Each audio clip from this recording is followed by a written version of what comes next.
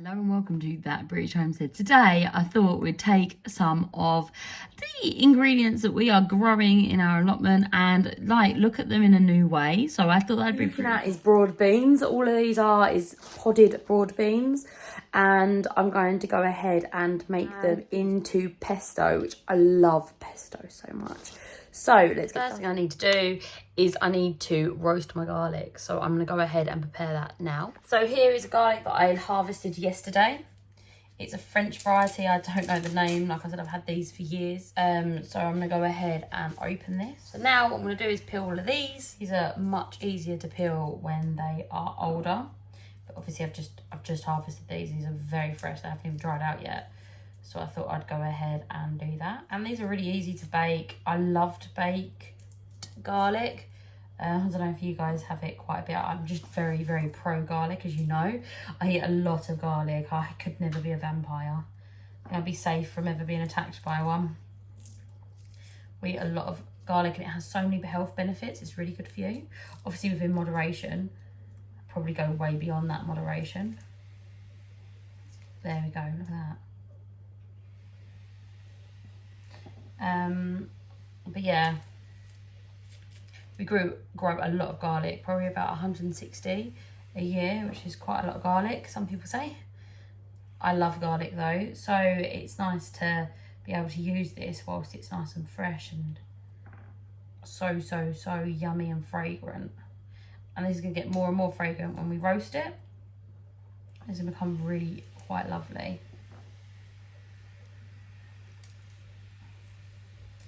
There we go. I've never really used garlic this fresh before. Normally it's like at least a week before I use it, but there we go. Right, I'm gonna go ahead and give them to the chickens.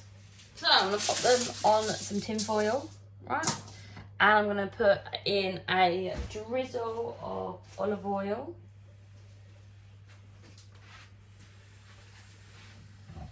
I'm going to just put a drizzle of olive oil on there. There we go, just drizzle of that, and then I'm going to go ahead and put a turn of cracked pepper on there. That'll be lovely. I'm going to go ahead and just simply wrap that up like a little present. Pop that in the oven just until it's nice and soft. The next thing I need to do is roast an onion. So this is an onion that I got the other day. I harvested it from the allotment. And I'm just going to kind of, this one's gone to seed, so you can see that there's a little hard bit in there. It just means it's not very good at storing, but it's fine, we're not storing it. Try not to waste anything that we've grown, because obviously it took a long time to grow. If we see me crying in a minute from the onion.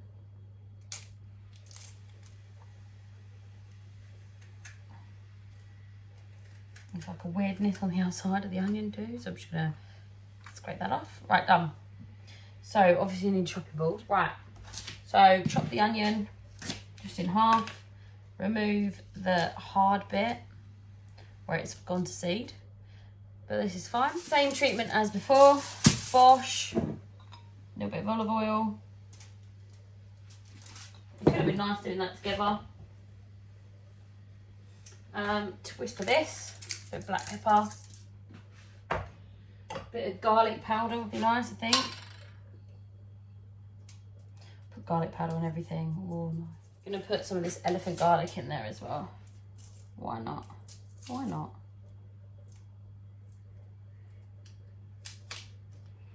I'm just gonna cut that into fourths, and the garlic's really, really light flavour wise, and then just wrap that up.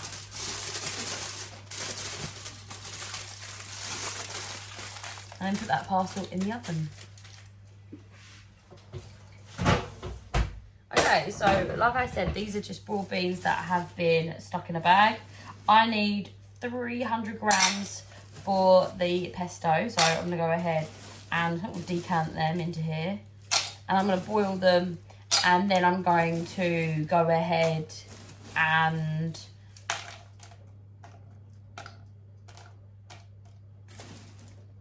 1 second. So I'm going to go ahead and boil them, and then you have to pod them again. So let's start that. All right. So I'm going to be boiling those for a few minutes until they float until about 3 minutes. Okay, so the next thing we need to do is take some Parmesan. I need 25 grams of Parmesan. So I'm going to go ahead and grate this on the smallest setting. Now, if you have a food processor, you can grate on a food processor. I just really enjoy doing things by hand. I can't explain it. It would be easier if I didn't, but I just really enjoy the process of cooking. So I'm going to go ahead and grate it by hand, but if you've got one of those, then you can go ahead and do it. So now I'm going to go ahead and zest my lemon. So you can zest the lemon just like so. Just try not to get your fingers or too much of the rind in it. Oh, it smells so good. So I'm just moving it up and down. You probably know how to zest a lemon better than I can. Sure, I've only been cooking for about 10 years now. It goes so quickly. Before that, I was used to this. I used to make fish finger sandwiches for my partner when we first started dating all those years ago. That was like, goodness, like 14 years ago or something like that. Just to making fish finger sandwiches, and that was all I could cook. So I've kind of gone up on the world. Anyone can cook if I can cook. So as you can see, there's zest just falling down to the bottom. You want to do it with the smallest one though, because the biggest one will get a little bit gross. Then I simply just cutting it in half, like so. Oh, it's like that smells just amazing, isn't it? I'm gonna go ahead and juice this like that. All I'm doing is squeezing it and getting it on my top as much as possible. That's like a technical thing. You can go ahead and put it in the microwave, and it does make it a little bit easier, but just be careful you don't burn yourself with it. But I just go ahead and just brute force it. It's nice because you feel where you've had the stinging nettles hurt you. Obviously, I didn't grow this lemon. But if you don't have any lemons on hand and you do canning, you probably do have citrus acid. Same thing, use that. Make sure you remove all of the seed. There you go, so that is just it. Oh, it's another seed. Make sure you've taken all the seeds out. That's what it looks like. So I'm just going to wait until my boiled beans. So this is a cast iron skillet. I'm just going to go ahead and put just a little bit of olive oil in here, just so I'm like warming up the pan and making sure that the seasoning's good. So I do this every time. I know you don't need to do it every time, but I do. And I'll just warm this up until it's like smoking. So I'm just gonna go ahead and open this. These are little anchovies. These are only little fillets, so I'm going to use all of these. And what we're gonna do is we're gonna put them in the back pan just to brown off. So turn that down.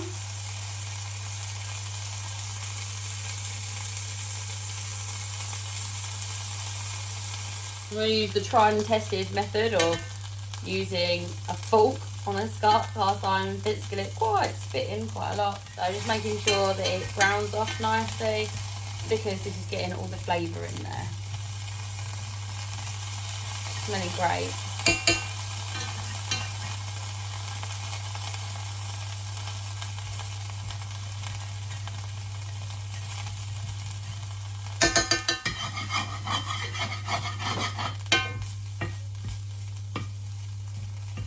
So I've turned the heat off now, and I'm just going to leave that to kind of like brown off in the pan.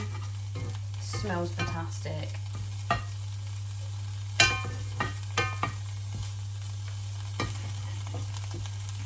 Right, in the meantime, these are done. As you can see, they're floating at the top, so that means that they are good.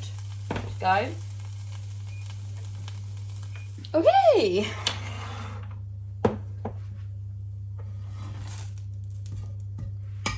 Alright, so these pods here have a second pod on them. So I'm going to go ahead and pinch it and peel off that second pod.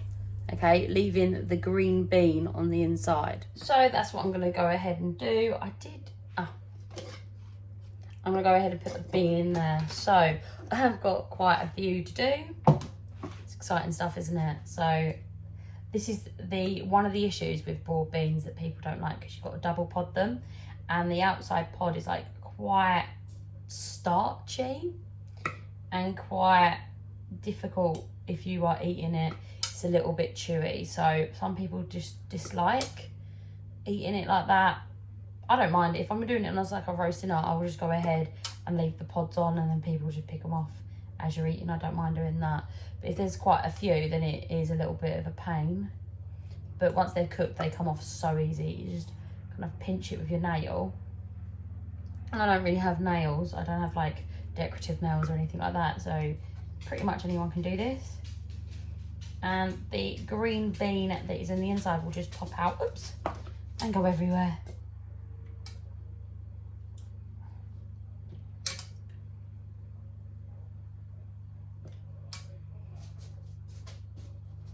But yeah, you've got to take the outside casing off or it will feel really gritty. We don't want gritty, do we? We want yummy. But I think this is why people don't really regularly eat broad beans, is because of the double podding. Maybe I'm wrong, I don't know. Whoops. It's going over that, look. Yay! So I'm going to add in our sardines, which smell amazing. There we go. So I've got this submersion blender. Go ahead and make that a little bit.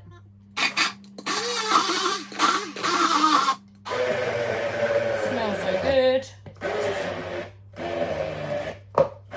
And as I'm doing that, I'm going to add in the lemon juice. Makes it a bit easier to stir.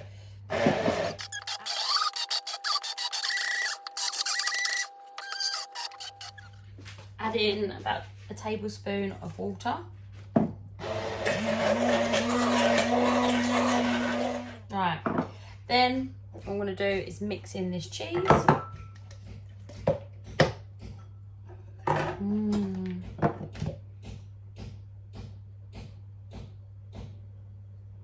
Last but not least, 3 tablespoons of extra virgin olive oil. Now you don't want to mix this, because if you go ahead and blend this, oh my days, I'm telling you right now, it goes bitter and it's really grim. So 1, 2, and 3.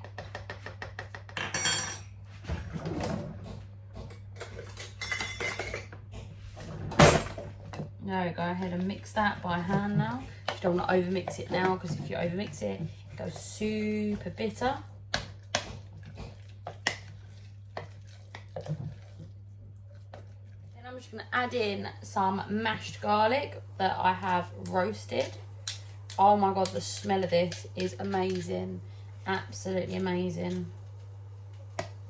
I'm just going to add that in and mix it in. Hello, Editing Nick here. I completely forgot to end this video, so thanks so much for watching. What I did with this pesto, and I totally forgot to take a picture, but I mixed it up with pasta and I had prawns on it, and it was amazing. I have to say the prawns really clashed with the green of the pesto, but it was really yummy. And I had it for lunches a couple of times in the week. It was super yummy. It's really Moorish and you want to eat loads of it, but it's super filling. Because obviously you've got like a lot of fibre and stuff with the beans. And it was really good. Like, it is one of those like go-to recipes for me now. And I'm going to be making it soon. And I'll take some pictures of the recipe so you can see it. And I'll put it up on my community tab. Thank you so much for watching. And if you haven't done already, please go ahead and subscribe.